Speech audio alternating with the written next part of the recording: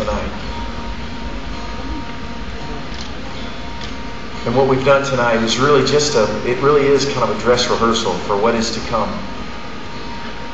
Because see, this life that we're living here on this earth, whether you're in America, whether you're in Manila, wherever you are, this life on this earth is just the blink of an eye. It's just a vapor.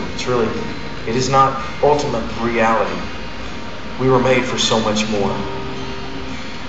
That's why when we sing like this, we celebrate like this, it stirs something in us. Even those who may be here who don't really know God, who really don't know Jesus. You feel something stir in you. More than just music.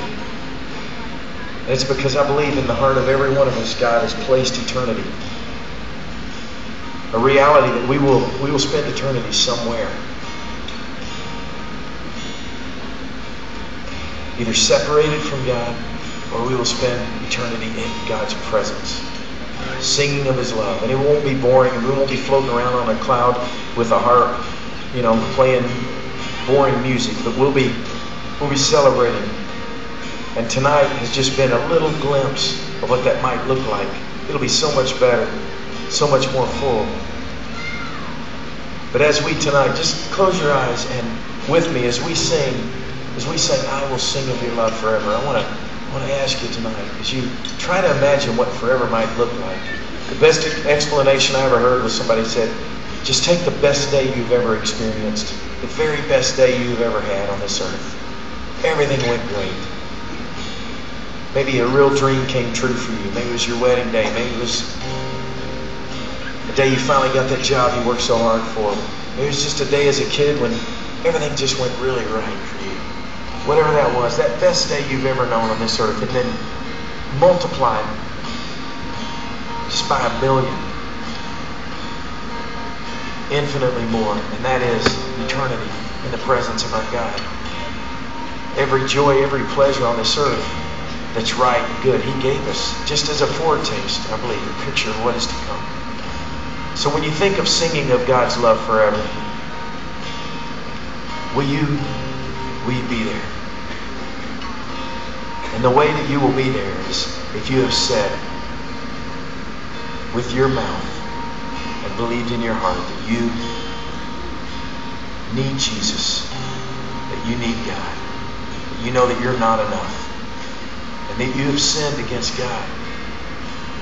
See, that's why this story of adoption is so profound and amazing. Because the truth is, just like my little Stevie Joy that you saw up here on this stage, she was about 3 pounds when they found her, wrapped up in an old man's coat, put in a little cardboard box, and left in the bushes beside the front door to the police station in the Hunan province of China, so that someone would find her, hopefully, and take her somewhere where she could be cared for. But even when she was found there, sick, tiny, hopeless, no name, no future, no identity, that's really a picture of who we are apart from God. Without hope, without a future. Jesus said, I have come that you might have life, that you might have it to the fullest, more abundantly.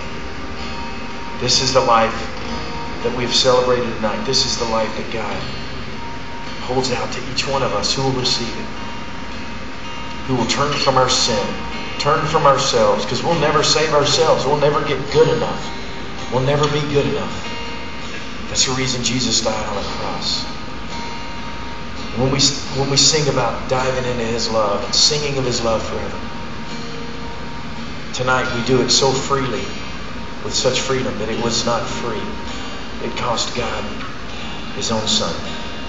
Jesus cost Him His life on the cross. But when He said, it is finished, and He died on the cross, He was saying, the work is finished, the work is done. Your salvation, the work is done. If you simply will receive that gift, believe on the Lord Jesus Christ, and you will be saved. Tonight, if there are any of you here tonight who, as we've sung and celebrated what it means to be a child of God, you honestly would not be able to say tonight that I am a follower, a believer in Jesus Christ. I am a son, a daughter of God, because I've repented of sin and I've acknowledged my need for Him, I've cried out to Him and prayed and asked Jesus to take my life and to give me His life. I'm going to ask you to do something real bold, but with all of our eyes closed as we're praying. Christian